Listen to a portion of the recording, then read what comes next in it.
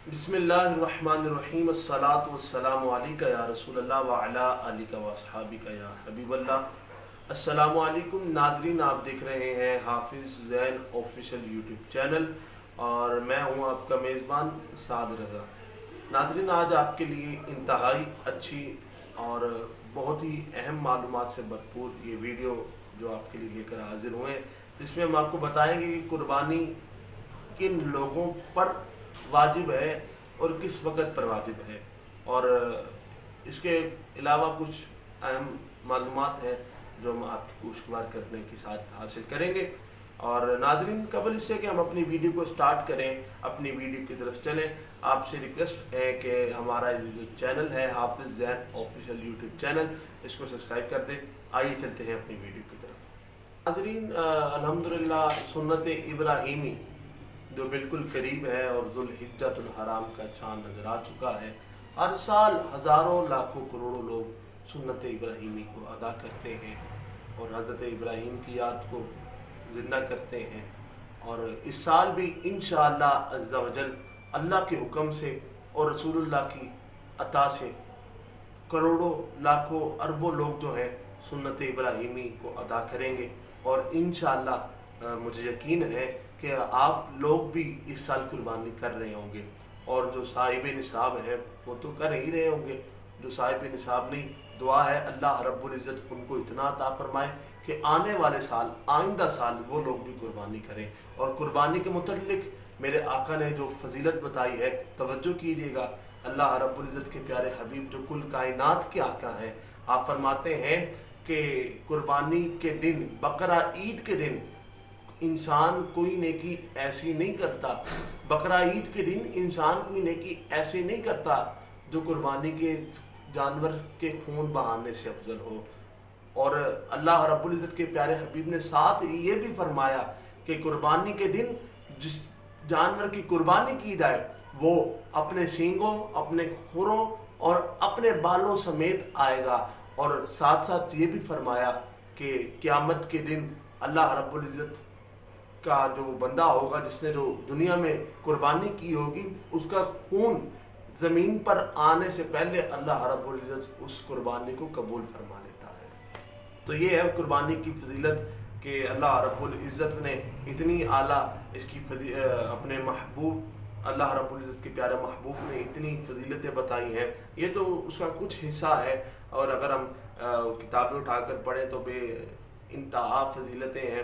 और दुआ है कि अल्लाह पाक हमें साबित कदमी के साथ सुन्नत इब्राहीमी को अदा करने की तौफीक अता फरमाए। आइए चलते हैं अपने पहले पॉइंट की तरफ। नाजरीन, हमारा जो पहला पॉइंट है वो ये है कि कुर्बानी किन लोगों पर वाजिब है। कुर्बानी किन लोगों पर वाजिब है, और कुर्बानी के लिए जो है वो 4 शराइत बताई गई है। नंबर 1 मुसलमान होना, नंबर 2 उसका बालिग होना, और फिर नंबर 3 उसका मुकीम होना, फिर उसके साथ नंबर 4 जो है वो उसका मालिक निसाब होना। तो नाजरीन, जो मैंने आपको शराइत बताई उसमें 4 शराइत, तो बकिया 3 जो है वो तो आम हर शख्स को पता होता है कि जी मैं मुसलमान हूँ या नहीं, मैं बालिग हूँ या नहीं, मैं मुकीम हूँ या नहीं।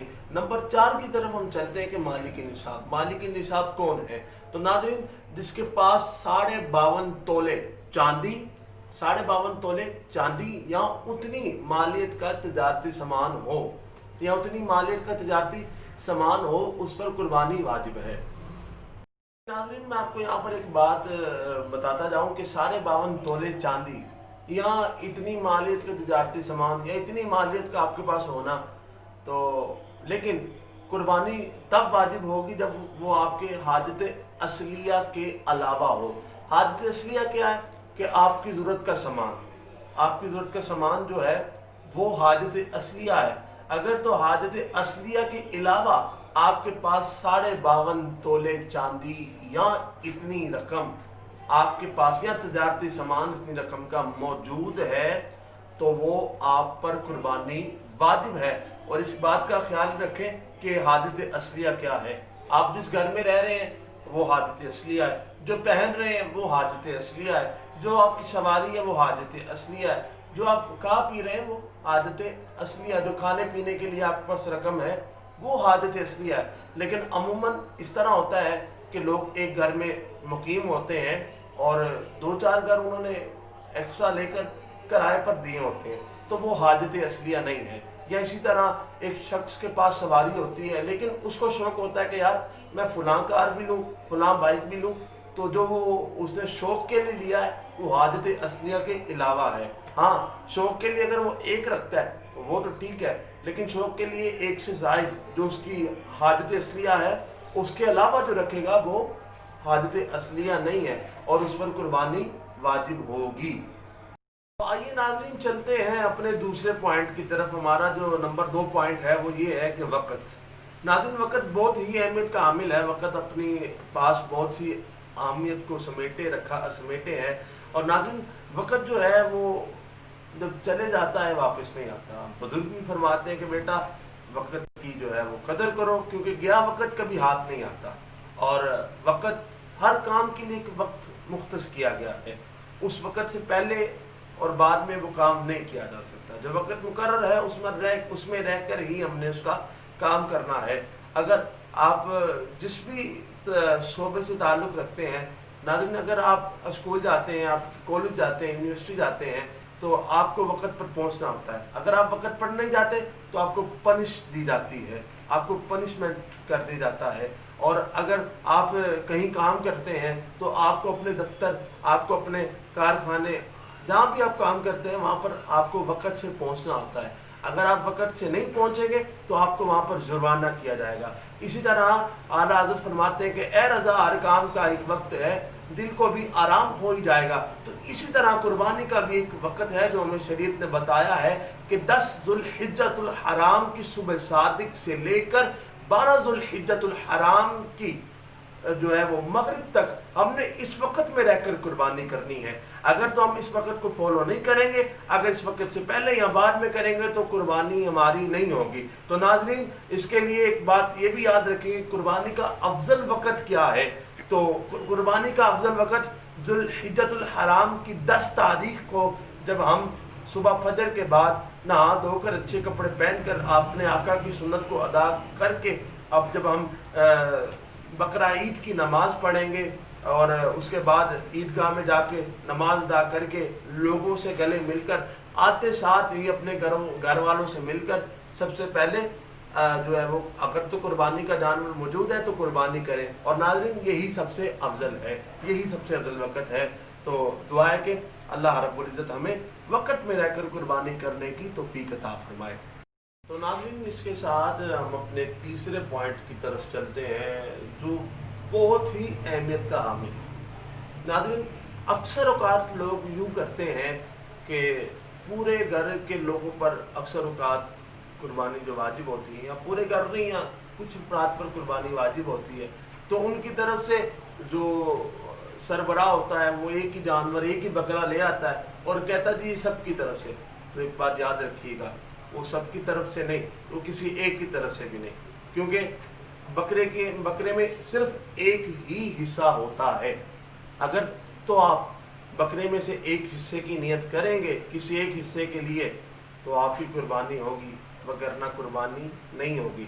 تو اگر ان 4 5 6 7 8 لوگوں پر قربانی واجب ہے تو ہر فرد کے لیے قربانی علیحدہ کی جائے گی.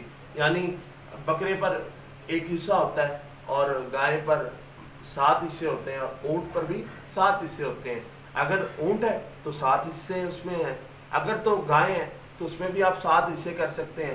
اگر بکرا ہے تو اس کا ایک ہی حصہ ہوگا. اس بات کو یاد رکھیں کہ ناظرین جو قربانی کا گوشت ہے وہ صرف اپنے تک محدود نہ رکھیں، کیونکہ اپنے تک محدود رکھنا گناہ نہیں ہے، لیکن مستحب عمل یہ ہے کہ اس کے 3 حصے کیے جائیں. ایک حصہ اپنے پاس رکھیں، ایک رشتہ داروں میں اور ایک غریب اور نادار لوگوں میں. کیونکہ آپ تو ناظرین سارا سال گوشت کھاتے، گوشت جو ہے وہ تناول کرتے رہتے ہیں، لیکن جو لوگ غریب ہیں، جو گوشت نہیں کھا سکتے، ان کا خاصا خیال رکھیں. ان کے گھر میں زیادہ سے زیادہ گوشت پہنچائیں. اگرچہ وہ آپ کے خاندان میں سے ہیں، اگرچہ وہ آپ کے محلے دار ہیں، اگرچہ وہ آپ کے دوست ہیں، لیکن کوشش کریں کہ جو غریب ہیں، جو نادار ہیں، جو گوشت نہیں کھا سکتے، تو ناظرین ان کے لیے اس گوشت کا خاص اہتمام کریں. اور لاسٹ میں آپ سے ایک بات کرنا چاہتا ہوں کہ جو قربانی کی کھالیں ہیں وہ دعوت اسلامی کو دیں. الحمدللہ دعوت اسلامی جو ہے وہ آپ کی ان کھالوں سے جو ہے وہ مدرسے قائم کر رہی ہے. جامعۃ المدینہ جو ہے وہ اس کو قائم کر رہی ہے، جس میں لاکھوں ہزاروں لوگ جو ہے وہ دین پڑھ رہے ہیں، دین سیکھ رہے ہیں. اس کی بدولت مدنی چینل چل رہا ہے جس میں الحمدللہ ہر گھر میں جو ہے وہ دین پھیل رہا ہے. اور الحمدللہ دعوت اسلامی کے غالباً 100 سے زائد شعبہ جات ہیں، 100 سے زائد ڈپارٹمنٹ ہیں جس میں وہ کام کر رہی ہے. اور اس کے ساتھ ساتھ 200 ممالک سے زائد ممالک میں کنٹریز میں اپنا کام کر رہی ہے. اور مدنی چینل جو ہے وہ عربی میں بھی ہے اس وقت، اور اردو میں بھی ہے، اور غالباً انگلش اور بنگلہ میں بھی ہے. تو یعنی 2-4 یہ زبانوں میں، لینگویج میں اس وقت مدنی چینل چلایا جا رہا ہے. اور اس کے علاوہ ناظرین یہ دین کی خدمت کے لیے بہت سے کام کر رہی ہے. آپ اس کا ساتھ دیں. اور سب سے پہلے آپ دیکھیں، اگر آپ کے محلے میں کوئی رشتہ داروں میں، سب سے اول جو ہے وہ رشتہ داروں میں دیکھیں، بہن بھائیوں میں دیکھیں، اس کے بعد محلے میں دیکھیں، اور جان پہچان والے جو لوگ ہیں ان میں دیکھیں. اور اگر ان میں ایسا کوئی شخص نہیں ہے تو اس کے بعد اپنی دعوت اسلامی کا خاص خیال رکھیں تاکہ یہ دین کے لیے بڑھ چڑھ کر کام کریں. دعا ہے کہ اللہ پاک آپ کی اور ہم سب کی قربانی کو اپنی بارگاہ میں قبول فرمائے. اور جو قربانی نہیں کر سکتے، اس سال اس مالی کے صاحب نصاب نہیں ہے، دعا ہے کہ اللہ رب العزت ان کو اتنا دے کہ آنے والے سال وہ بھی قربانی کر سکے. دعاؤں میں یاد رکھیے گا. اللہ آپ کو اور میرا حامی ناصر. السلام علیکم.